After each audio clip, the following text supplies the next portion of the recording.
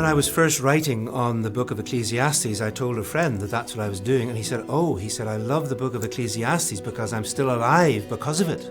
I said, what do you mean? He said, well, there was a point at which he had reached such a stage of despair and depression that he was literally contemplating suicide.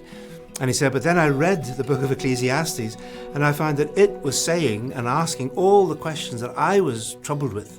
And I thought, if God allows a book like this to be in the Bible, saying the things that I'm thinking, then maybe I should hang on a bit longer.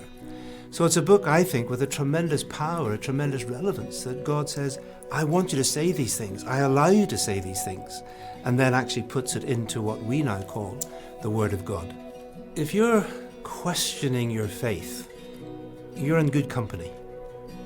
Because not only the book of Ecclesiastes is somebody who's questioning some of the very fundamental convictions that are there in Israel of the Old Testament, but you've also got someone like Jeremiah who says, Lord, why have you made me do all this? Why was I even born? You've got someone like Job who questions God. This sense of questioning, God allows it. Some of the Psalms say, Lord, why? How long? Why will this go on for? So to be someone who has questions doesn't mean that you're somebody necessarily who is doubting the very existence of God or questioning God's love for us.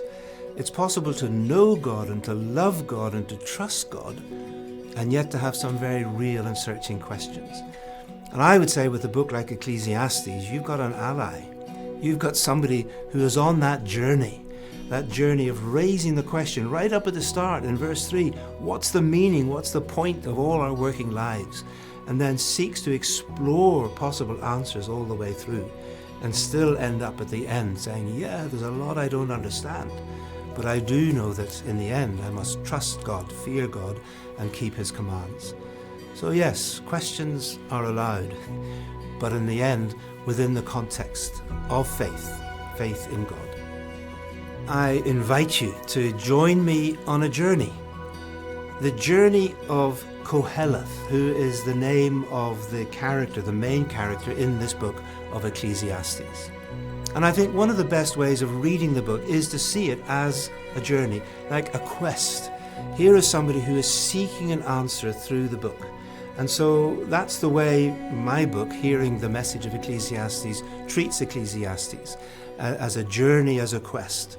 And I invite you to join me and him on that journey together.